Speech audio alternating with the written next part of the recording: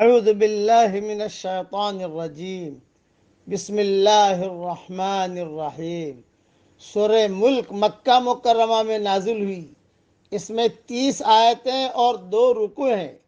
نازل ہونے کے اعتبار سے 77ویں نمبر پر ہے، لیکن تلاوت کے اعتبار سے 67 نمبر پر ہے، اور سورہ طور کے بعد نازل ہوئی ہے۔ تبارک الذی بیدہ الملک وہو علی کل شیء قدیر۔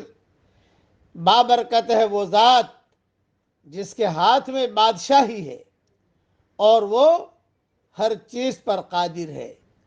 الذی خلق الموت والحیاۃ لیبلوکم ایکم احسن عملا۔ جس نے موت اور زندگی پیدا کی تاکہ وہ تمہیں آزمائے کہ تم میں سے کون اچھے عمل والا ہے۔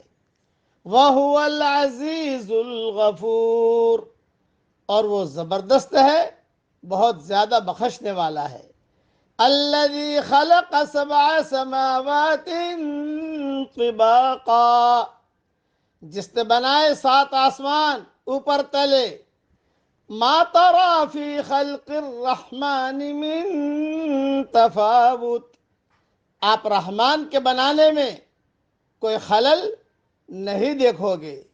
فرجع البصر هل ترى من فطور، پھر نگاہ ڈال کر دیکھ لیجئے کہ کہیں آپ کو کوئی خلل نظر آتا ہے۔ ثم ارجع البصر كرتين ينقلب إليك البصر خاسئا وهو حسير، پھر بار بار نگاہ ڈال کر دیکھیے، نگاہ ناکام تھک کر تمہاری طرف واپس آ جائے گی۔ وَلَقَدْ زَيَّنَّا السَّمَاءَ الدُّنْيَا بِمَصَابِيحَ وَجَعَلْنَاهَا رُجُومًا لِلشَّيَاطِينِ وَأَعْتَدْنَا لَهُمْ عَذَابَ السَّعِيرِ، اور ہم نے قریب کے آسمانوں کو چراغوں سے سجایا ہے، اور ہم نے ان کو شیطانوں کے مارنے کا ذریعہ بنایا ہے، اور ہم نے ان کے لیے دوزخ کا عذاب تیار کر رکھا ہے۔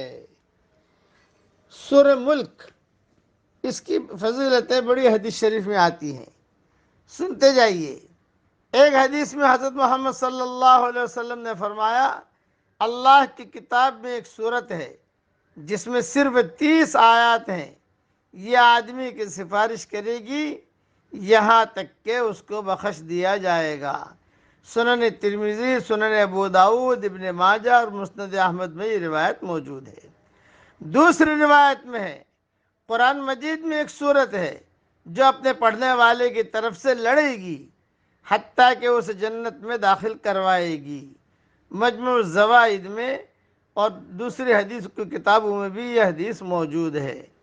سنن ترمذی کی روایت میں یہ بھی بیان کیا گیا ہے کہ حضرت محمد صلی اللہ علیہ وسلم رات کو سونے سے قبل سورہ الف لام میم سجدہ اور سورہ ملک ضرور پڑھتے تھے۔ اور ایک روایت میں یہ ہے کہ سورہ ملک ہی المانعۃ من عذاب القبر، یہ سورہ ملک عذاب قبر سے روکنے والی ہے، یعنی اس کا پڑھنے والا امید ہے کہ عذاب قبر سے محفوظ رہے گا، بشرطے کہ وہ احکام و فرائض اور اسلام کا پابند ہو۔ یہ سورت رات کو پڑھنے کی عادت ڈالنی چاہیے۔ اللہ تعالی ہم سب کو عمل کرنے کی توفیق عطا فرمائے۔ اور اہم بات یہ ہے کہ اللہ کے سارے احکامات کو پورا کرنا چاہیے۔ صرف صورتوں کو پڑھ لینا یہ کافی نہیں ہوتا، سارے احکامات کو پورا کرتے ہوئے آدمی پڑھے تو یہ صورتیں، یہ تلاوت بہت فائدہ پہنچاتی ہے۔ اور ستاروں کے بارے میں کہا تو یہاں ستاروں کے 2 مقصد بیان کیے گئے ہیں۔ ایک آسمانوں کی زینت، کیونکہ وہ چراغوں کی طرح جلتے نظر آتے ہیں۔